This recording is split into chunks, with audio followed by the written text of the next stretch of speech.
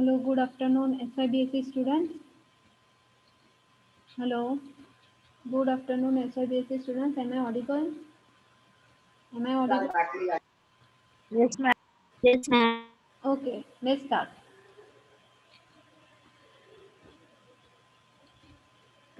Our first unit is over. Today I am going to start our second unit, that unit number 2. You can see the chapter's name, Understanding Approaches to Ecology. कि start करते हैं कि कितना हुआ है। ये पढ़ाया था मैंने, ऑलरेडी स्टार्ट किया था या नहीं किया था, आपको याद होगा शायद। हाँ, first unit is over. Have I already started that unit number 2 or not? Huh? I want the answer. Hello? Hello?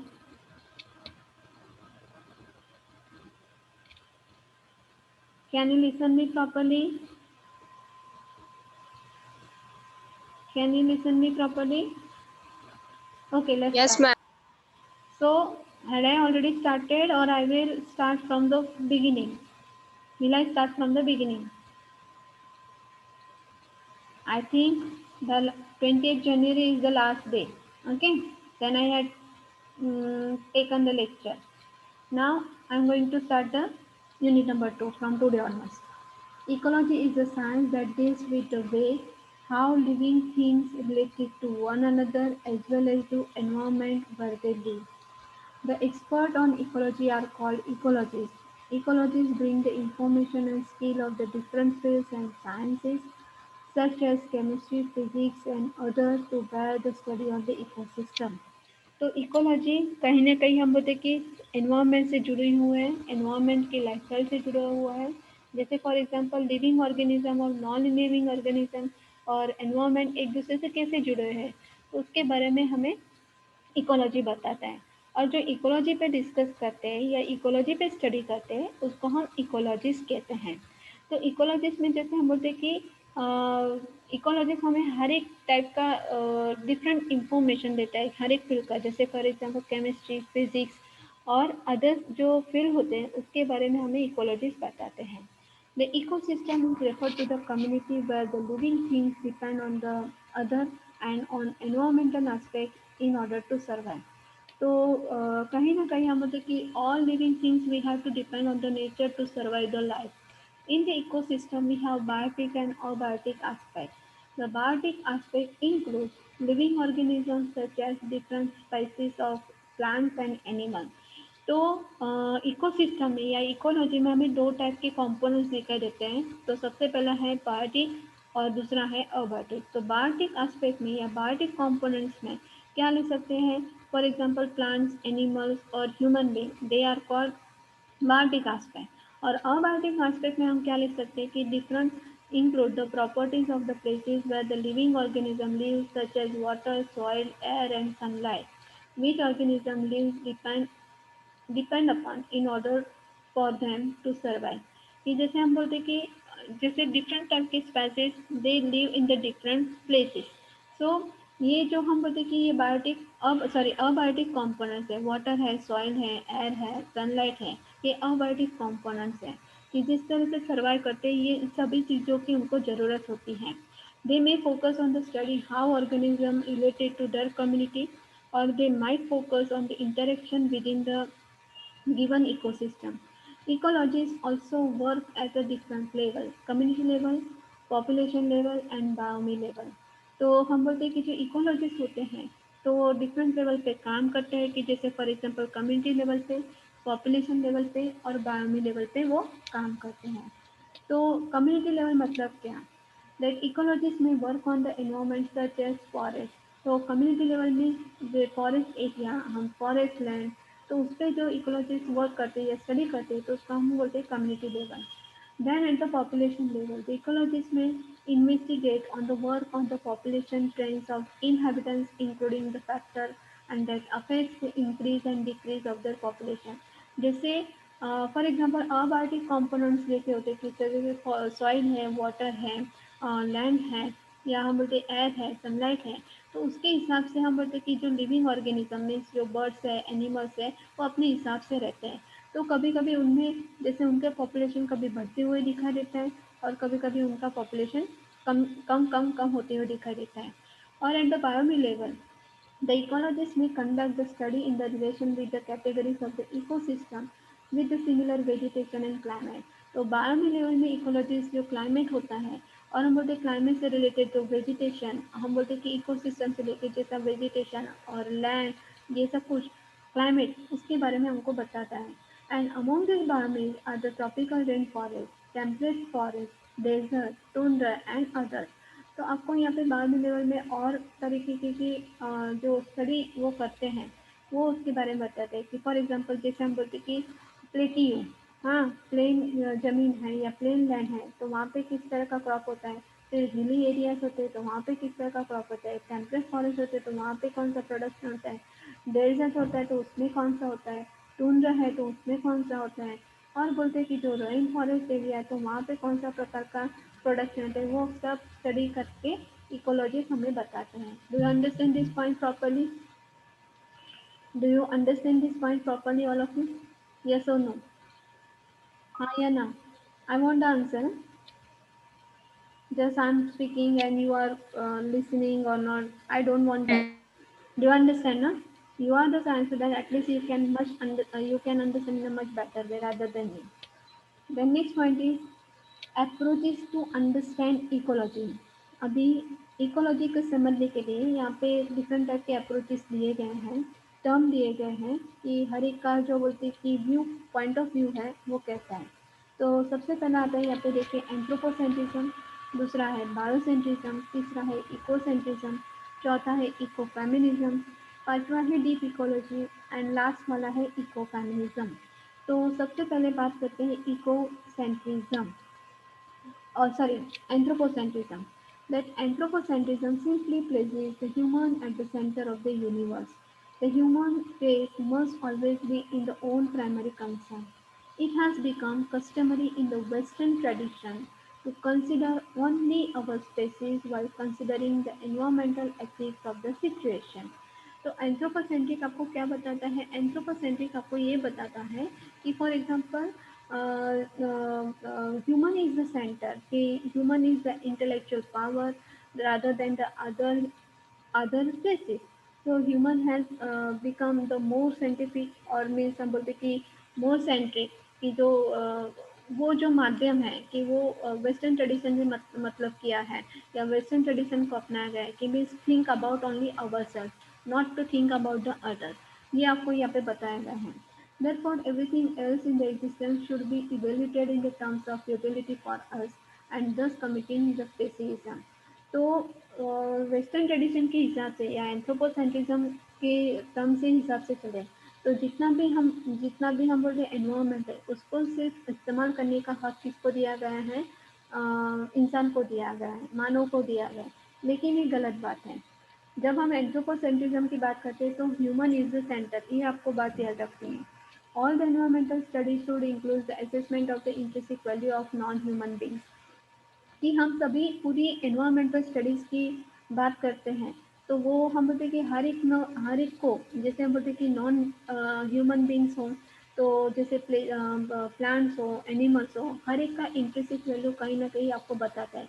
लेकिन एंथ्रोपोसेंट्रिज्म आपको क्या बताया गया है? सिर्फ इंट्रिसिक वैल्यू ऑफ ह्यूमन वो आपको दर्शाता है। समझ में आया? समझ में आया? Do you understand? समझ में आया? हाँ या ना? Yes. Okay. Then next point is what an anthropocentric studies do not allow for it is the fact that the system of ethics formulated from the human perspective may not be entirely accurate. Humans are not necessarily the center of the reality. कि जब हम anthropocentric की जो theory है तो real world में वो इतना काम नहीं करती कि रियलिटी में रियलिटी और प्रैक्टिकलिटी मीन्स रियलिटी और प्रैक्टिकलिटी में थोड़ा सा डिफरेंस होता है कि जब हम थियोरीज और प्रैक्टिकल की बात करते हैं तो वो थियोरीज अलग होता है, जब उसको अप्लाई करें तो प्रैक्टिकली अप्लाई करें तो रियलिटी अलग होती है। तो ये एंथ्रोपोसेंट्रिक वाला जो हम बोलते हैं कि ये थियोरी सभी जगह नहीं चल सकता। That philosopher Baruch Spinoza argued that we tend to assess the things wrongly in the terms of usefulness to us. कि जैसे फॉर एग्जांपल कोई भी चीज़ का उसका गलत तरीके से इस्तेमाल करने से वो नुकसान हमको ही पहुंचता है कि फॉर एग्जांपल जैसे ईवीएस में आप बचपन से पढ़ते आ रहे हैं कि जैसे हम ज़्यादा से ज़्यादा जब पेड़ काटते हैं तो नुकसान किसका हो रहा है, हमारा ही हो रहा है ना। ज़्यादा से ज़्यादा हम पेड़ काटते आ रहे तो नुकसान किसका हो रहा है, हमारा ही हो रहा है। कि जैसे फॉर एग्जांपल पर्टिकुलर जो लोग होते हैं शिकार पे चले जाते हैं या हम बोलते कि कुछ एनिमल्स को डिस्ट्रॉय कर देते हैं तो कहीं ना कहीं वो एनिमल्स पॉपुलेशन भी डिक्रीज हो रहा है। सो हमारे संबंध के लिए या हमारे फायदे के लिए जब हम दूसरों को नुकसान पहुंचाते हैं तो कहीं ना कहीं हम बोलते हैं कि हमारा खुद का ही हम नुकसान कर रहे हैं। समझ में आ रहा है, हाँ या ना, हाँ या ना, डू यू अंडरस्टैंड ना, डू यू अंडरस्टैंड ना, यस और no. Okay. Then next point is Spinoza reasoned that if we were to look at the things objectively, we should discover that everything in the universe has a unique value. अभी जो स्पिनोन बारोजा Spinoza है वो भी एक philosopher है। उन्होंने क्या बताया है कि जिस तरह से हम अपने फायदे के लिए किसी का इस्तेमाल करते हैं तो कहीं ना कहीं हमें नुकसान होता है। लेकिन ये पता है कि यूनिवर्स में जितनी भी जो कुछ भी चीज़ें हैं वो कहीं न कहीं उसकी यूनिक वैल्यू है, उसको कहीं न कहीं उसकी इंट्रिंसिक वैल्यू है। कि जैसे प्लांट्स हैं, एनिमल्स हैं, फिर ह्यूमन बींग्स हैं, ह्यूमन बींग को जितना इंट्रिंसिक वैल्यू है उतने प्लांट्स को भी इतना इंट्रिंसिक वैल्यू है। और लिविंग मीन्स हम बोलते हैं कि जो एनिमल्स हैं उनको भी इतना इंट्रिंसिक वैल्यू है। कि फॉर एग्जांपल जैसे हम बोलते हैं कि एलिफेंट की बात करें तो जैसे एलिफेंट जब जिंदा होता है तो वो ज़्यादा से ज़्यादा हम बोलते हैं कि जैसे आपने बचपन में पढ़ा होगा कि उसका बहुत तरीके से इस्तेमाल किया जाता है। या बोलते कि जब उसको मीन्स वजन उठाने के लिए या हम बोलते कि युद्ध में उसको इस्तेमाल किया जाता है। लेकिन जब उसके मरने के बाद भी उसके जो दांत होते हैं, उसके जो हम बोलते कि तीख होते हैं, उसके ऑर्नामेंट्स बनाए जाते हैं। मीन्स हर एक एनिमल का कहीं ना कहीं इंट्रिसिक वैल्यू है, हर एक चीज़ का कहीं ना कहीं इंट्रिसिक वैल्यू है। समझा, समझा, do you understand, do you understand, हाँ या ना। Yes. Then Yes, ma'am. next point is Peter Vardy distinguished between two types of the anthropocentrism. अभी पीटर वार्डी ये भी फिलोसोफर रह चुके हैं जिन्होंने एंथ्रोपोसेंट्रिज्म को टू टाइप्स में बताया। एक तो पहला है स्ट्रॉन्ग एंथ्रोपोसेंट्रिज्म थीसिस और दूसरा है weak anthropocentrism thesis. A strong thesis anthropocentrism ethics argue that humans are at the center of the reality and it is the right for them to do so. तो वो एक तरफ से ये बता दे कि जब हम ये पर्टिकुलर थिंग को जैसे हम बोलते कि पर्टिकुलर कोई भी जो ट्रेडिशन है उसको चेंज ना किया है, उसको स्ट्रिक्टली उसको फॉलो किया जाए तो हमें कहीं ना कहीं वो नुकसान जरूर पहुंचता है। कि जैसे अपन देखिए कि एंथ्रोपोसेंट्रिज्म क्या बताता है, आर्ग्यू करते हैं human is the centre, human is the reality and उसको सब कुछ हक दिया है। वो चाहे नुकसान करे रियलिटी को या उसको फ़ायदा कराए या इन्वायरमेंट को फ़ायदा करे या नुकसान करे वो उस पर डिपेंड करता है।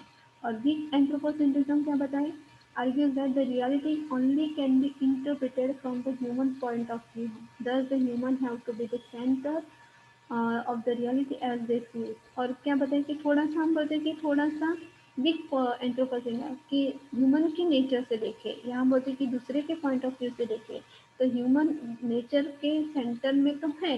लेकिन जब उसको हम रियलिटी में देखते हैं तो क्या होता है, रियलिटी में क्या देखते हैं, जब रियलिटी में उसको देखते हैं तो डिफरेंस या पिक्चर या इमेज हमें अलग दिखाई देता है। कि जैसे फॉर एग्जांपल सबसे ज़्यादा हम इस्तेमाल करने ह्यूमन एक्टिविटीज़ ज़्यादा होती है कि जो एनवायरनमेंट को इंटरफेरेंस करते हैं तो सबसे ज़्यादा हम है। जैसे for example urbanisation, industrialisation, civilisation, then land pollution, air pollution, noise pollution, इस सबको हमने गलत तरीके से इस्तेमाल किया जिसकी वजह से पूरा का पूरा एनवायरनमेंट क्या होता है, बेजान हुए बेजान होते हुए नजर आता है। Then another point of view has been developed by the Brian Norton, who has become one of the essential actors of the environmental ethics through the launching of what has become one of the dominant trends, environmental pragmatism. Environmental pragmatism refuses to take the stance in the dispute between the defenders of the anthropocentric ethics and the supporters of the non-anthropocentric ethics. तो यहाँ पे जैसे बोलते कि other हम बोलते कि brain Norton है, ये जो दूसरे फिलोसोफर है, उन्होंने अपनी राय क्या दी है कि जैसे बोल रहे कि जैसे फॉर एग्जांपल कि डोमिनेंट ट्रेंड्स, एनवायरमेंटल प्रेगमेटिज्म, जैसे बोलते कि जैसे फॉर एग्जांपल एनवायरमेंट को सेव करने के लिए या हम जितना एनवायरमेंट को हम जितना सेव कर सकते हैं उतना हमारी जिम्मेदारी है, तो वो फिर एनवायरमेंट हमको क्या करेगा, सेफ रखेगा। तो उसके बारे में उन्होंने बताया the environmental pragmatism it refuses to take the stand in the dispute between the defender of the anthropocentric ethics and supporter of the non anthropocentric. तो ये जो हम बोलते हैं कि एनवायरमेंटल प्रेगमेटिज्म है, ना कि वो उनकी फेवर करता है जो बोलते हैं कि एंथ्रोपोसेंट्रिज्म को सपोर्ट करते हैं, और जो हम बोलते हैं कि एंथ्रोपोसेंट्रिज्म को जो सपोर्ट नहीं करते उसको भी वो फेवर नहीं करता है, उसको रिफ्यूज करता है। समझ में आ रहा है कि नहीं आ रहा है? समझ में आ रहा है कि नहीं आ रहा है, हाँ या ना? डू यू अंडरस्टैंड और Yes, not? ma'am.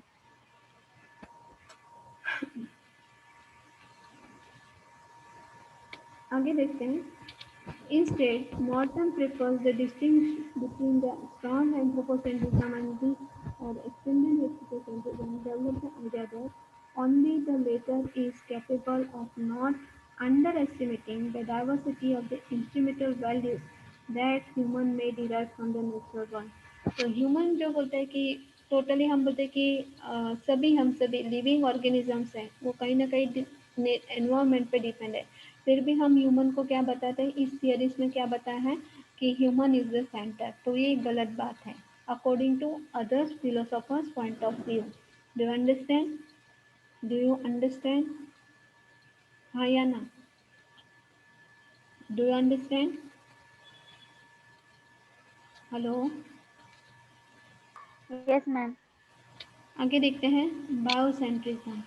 The term biocentrism is strongly associated with the work of philosopher Paul Taylor, especially his book Respect for the Nature, The Theory of Environmental Ethics.